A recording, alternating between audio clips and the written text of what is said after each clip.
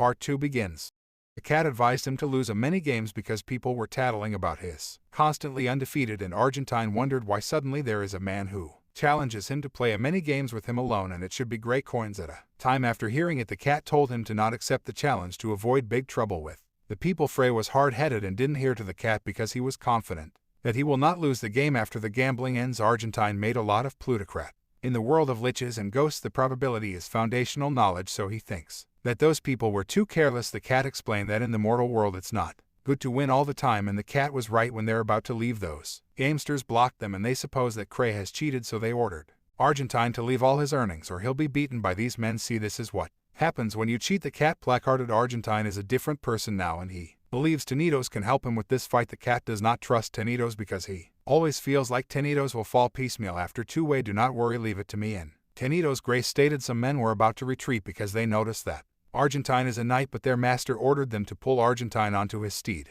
There are several opponents in front of him holding a different munitions. Frey and Tenitos set themselves to attack, but the help of Tenitos, he explosively kicks these men, causing them to spew blood. Tenitos jumped and hit the other men, left one by bone. They were thrilled to assault these people, and in the end all of them were passed out. There is a crowd watching them, and they said that gamesters have met their match this time. Has is also watching the fight and were puzzled by how Argentine fights with the gamesters. The cat was astounded at this point because Argentine is a professed fighter and has covertly given Tenitos several layers of enhancing magic. The following day, word spread that Lord of Caspador would be facing out against a well-known figure from another country. Has informed him that there was an event and that someone had paid a lot of plutocrat to employ actors while Argentine and Paz were both present. Paz thinks that with Gray's chops he can win this kind of competition with ease. According to Paz, if a person isn't a knight, they cannot contend in this type of event. Therefore Iron gave them the temporary title of knight. Cray wondered why it had to be a short-term result. He aspires to have the title of a true knight. The bone with the seal on that day. Caspar said to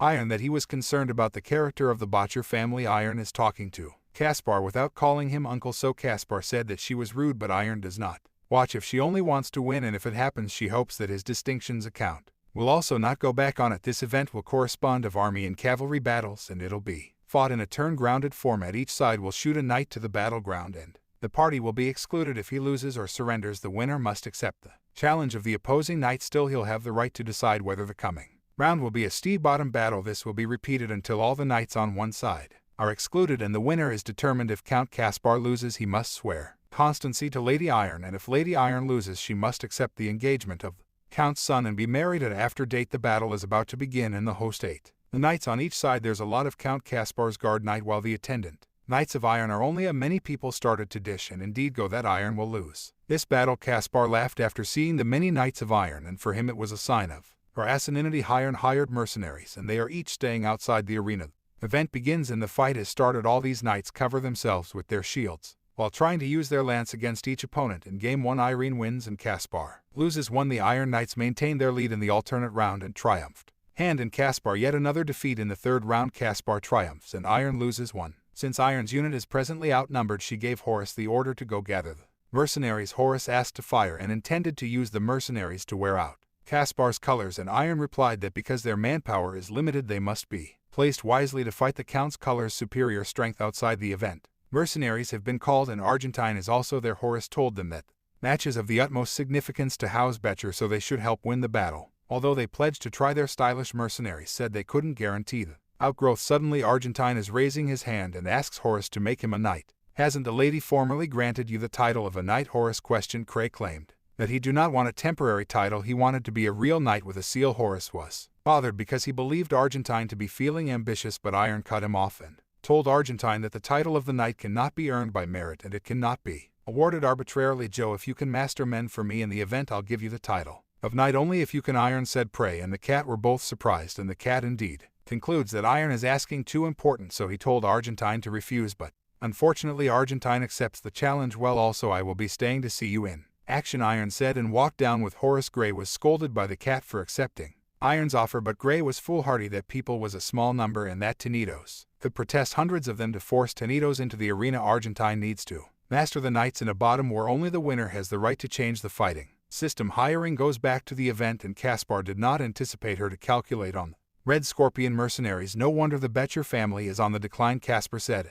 Iron answered, "You have to stay a little longer to find out if it's on the decline. Pass has been called to the ring, and for him it appears like the good days are over, so he needs to take the fight a little further seriously." Caspar was astounded to substantiation a skillful individual engaged in combat with his troop as is engaging calmly with his brand attacking Count's troop, and eventually he knocked down his opponent and the crowd was cheering and asks for another battle. Caspar wondered how Paz won 5 games in a row, and his inferior answered that Paz is the leader of the Red Scorpion mercenaries. Since Caspar started to be irate, he ordered his man to put his professed troop to fight against Paz as a consequence of going against him while the followership is reclaimed and prognosticating Paz's battles. Count is transferring a new knight, and all of the people were shocked because it's a giant troop in front of Paz. Iron and Horus were puzzled after seeing it. "Buddy, let's have some fight," the mammoth stated with an evil look because of how big he is. Paz started to suppose to withdraw from the battle. Meanwhile, on Gray's side, he was trained by the cat on how to use the brands, but Gray cannot indeed hold it, so the cat told him to give up. The battle of Paz versus Count's colors is about to begin. People dish about the